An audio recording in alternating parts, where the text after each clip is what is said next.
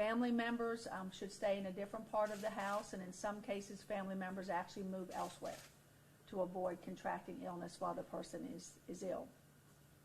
If the person is ill enough that a family member has to care for them, then family members should really exercise significant caution by wearing a face mask, gloves, and hand washing on a regular basis. And medical care should be sought only as needed. Unfortunately, most of the care that one would receive is the care you would receive at home, unless you need to be in intensive care or a hospital bed. So trying to stay home, staying well hydrated, managing the fever, and so on is what's most important. For individuals who are contacts, a contact is defined as somebody who has had very close contact, so less than 6 feet, for 10 minutes or more. If you're a contact to somebody who tests positive for COVID, it's important that you quarantine for 14 full days. Quarantine is similar to isolation in that you stay in your house. You don't really go out except for a medical appointment if need be, and you wear a mask, and you don't have people coming in and out of your house who aren't typically there. You also, if you have family members who are more at risk, you may opt for those family members to be elsewhere and to stay elsewhere during that quarantine period. This will be our message consistently because, again, we've reached a volume of cases that we have to prioritize those that are most at risk in those high-risk settings, and going to rely on the public and healthcare providers to ensure that people are adhering to isolation and quarantine. As far as the age groups, we still have about 80% of our cases in people under 60, but we are having an increasing number in people over 60. And that's a very high-risk population, and obviously those who have chronic illness. So we want to do everything that we can to protect them. I'm going to end with two key things. One, business has been brought to our attention repeatedly. That's Hobby Lobby. So if anyone's checked on Hobby Lobby, they are closed. And then we're getting questions about swimming pools, and it's not recommended for swimming pools to open. I will be talking with Mayor Harris today, and we'll make a final written recommendation, but across the U.S., pools are considered non-essential, and generally people congregate in numbers of greater than 10, so it's not recommended to open them. So I'm going to end there and open for questions. Are there any more deaths at the Carriage Court? No. That doesn't mean that won't change, but at the moment, no. We've seen reports that there are proposals being put in for areas that are willing to open up their locations for you to use those facilities for hospitalizations and beds. Can you speak on any of those locations or how many you're looking at and kind of what are the requirements you're considering? So actually, through the task force, we have been looking at options for people to stay, locations for people to stay, not the hospital location. So let's separate those out. You know, having a full-scale hospital, we'll do that in partnership with the state, and that's underway. But the other thing that we had to look at is, and I'll use an example. If you recall, some of our, when we had the only 4 cases, 2 of those were travelers, and so we had to make sure they had a hotel that they could stay in. And so we also have had to consider if someone's experiencing homelessness, where could they stay if they did not need to be in a hospital, and generally those will be in hotels. So there's a variety of hotels and motels that have reached out to us. There's a whole team that's working on that. Dorcas Young-Griffin, who is over our community services agency, and Paul Young, that's their primary responsibility.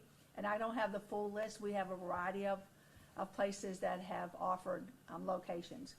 What we really need for individuals who are being isolated or quarantined is a facility that has a separate heating and air conditioning unit.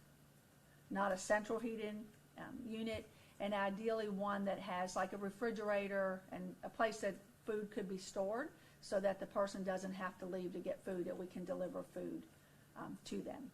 There have already been some incidences where people who were experiencing homelessness and the facility they were in was not able to stay open for whatever reason, and those people have already been placed in hotel rooms.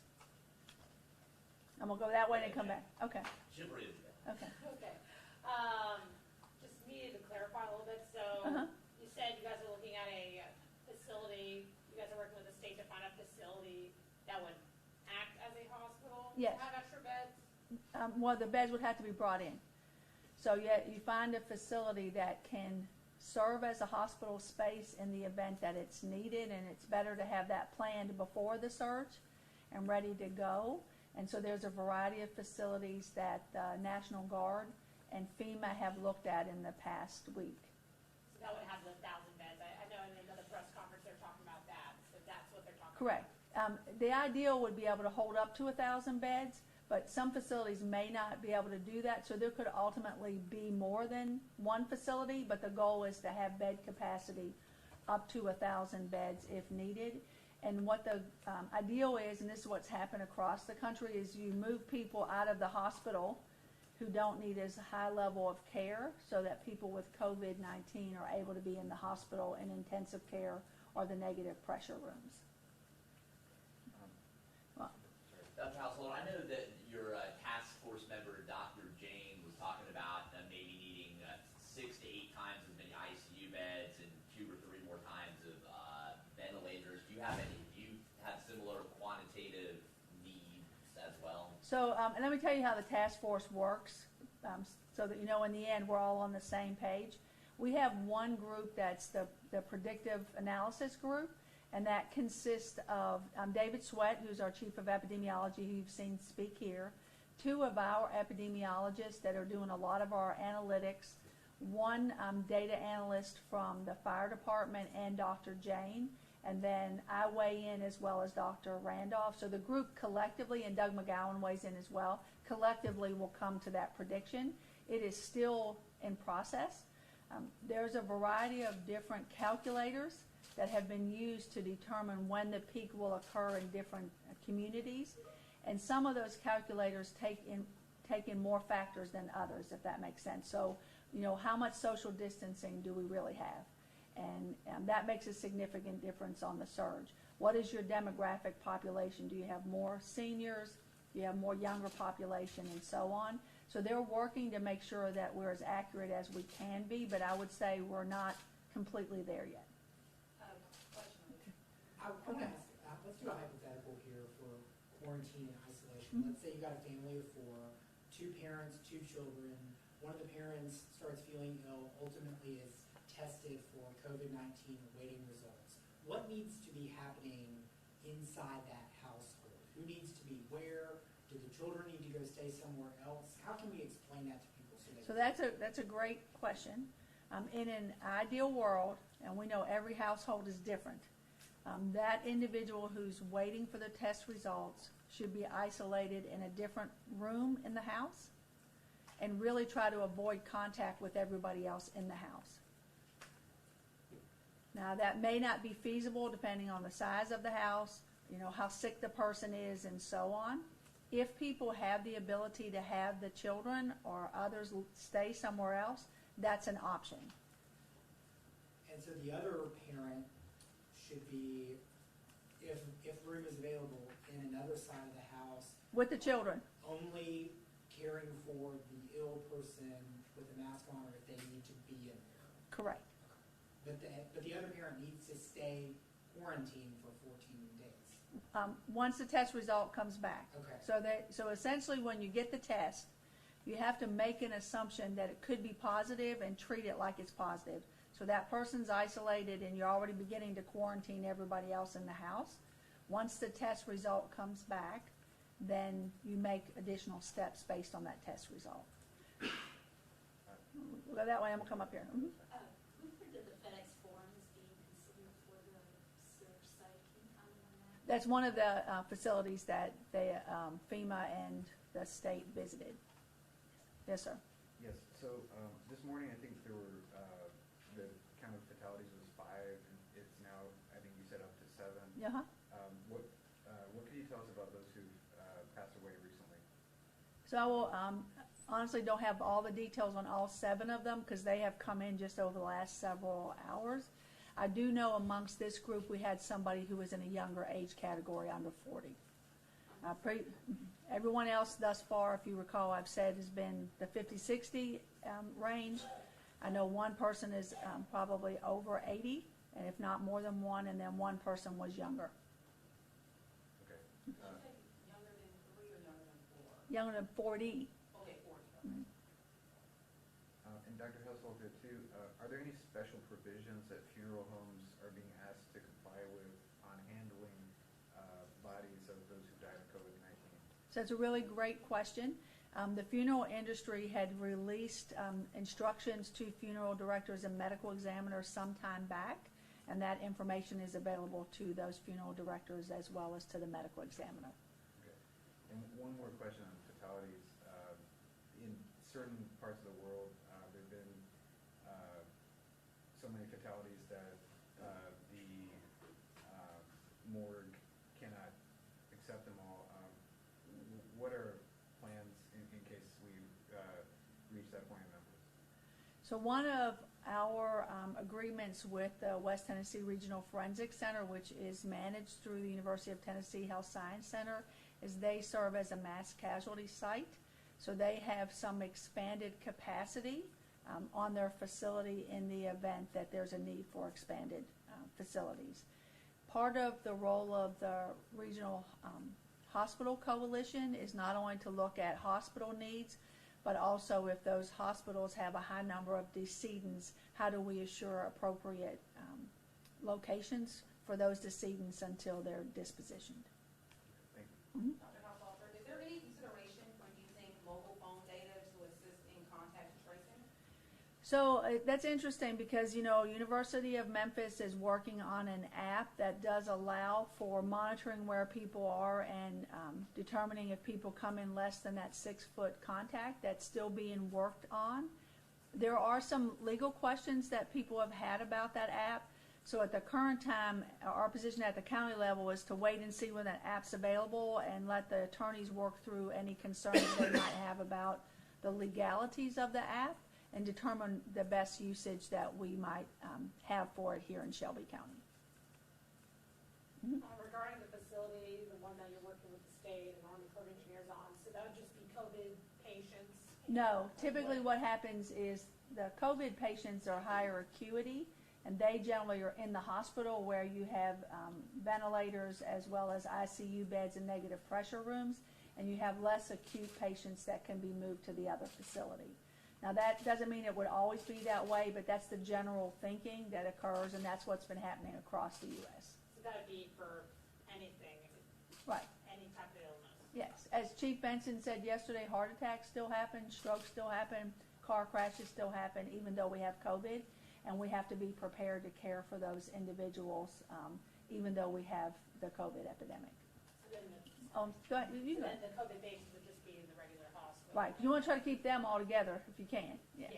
Dr. Householder, I know we've been waiting on the data this week. Do we have a better idea of the number of people in hospital beds right now with COVID-19?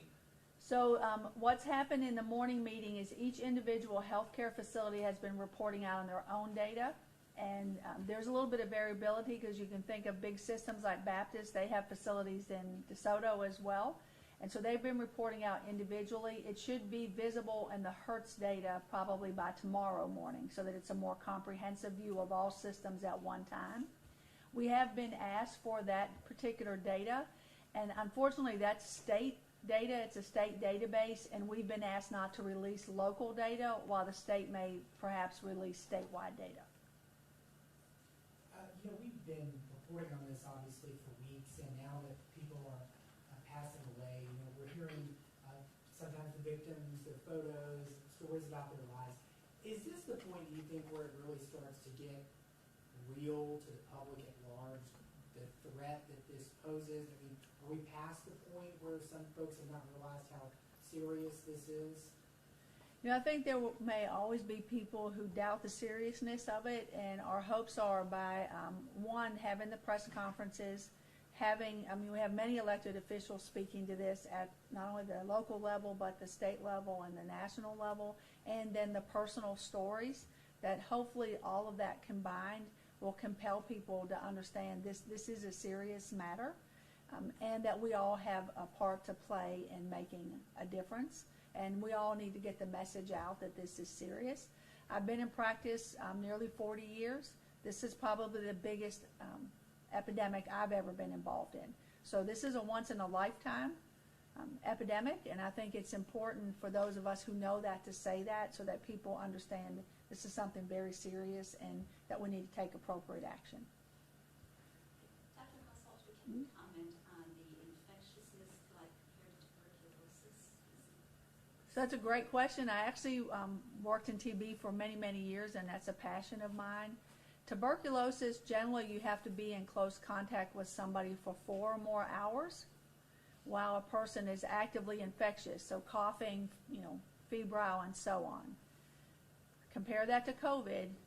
You only had to be in contact with somebody for 10 minutes in less than 6 feet. And more data is coming out that people are infectious 2 to 3 days prior to becoming ill.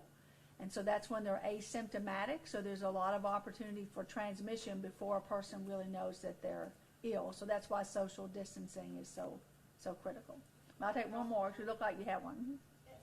Dr. Haushalter, has the health department consulted with the city on what training or resources to give code enforcement officers? Getting a lot of calls about businesses not closing. How are these code enforcement officers preparing themselves on these? So a couple things. One, through the task force, we're working together, not just the city and the county, but all the municipalities. And also DeSoto has been involved and Crittenden County have been involved. So we're trying to really have a united front and share resources and so on. The training that you're referencing is available for like the Blue Suede Brigade or people who would be doing that type of work. What people probably don't know is codes enforcement as well as the inspectors in the health departments. We inspect restaurants, a lot of different facilities. We have historically worked together to address issues like this. And so we will continue to do that. Hobby Lobby is a good example. Codes had some portion that they could address, and there's things we could address as a health department. So we'll continue to work together and determine for each infraction, I'll use that word, who's best to intervene, whether it's codes, whether it's health, or whether it's just merely somebody going up and having a conversation and reminding people to do their part and stay apart. I'll take one more if there's any more. Just really quickly, so am I correct in understanding that the health department closed Hobby Lobby here? No, we did not close them. This was, if you've kept up with the CNN today, this actually became a problem in multiple states because Hobby Lobby had viewed themselves as essential and they were determined not to be essential. So we had a team that had made contact, but Hobby Lobby made the decision to close in multiple states. Okay, thank you. Thank you all very much, and we'll be here tomorrow at 2, and we'll probably be here on Saturday. I know there's been a lot of feedback of trying to have something on the weekend, so ideally we'll be able to do that this weekend. Thank you, and thank you for interpreting for us.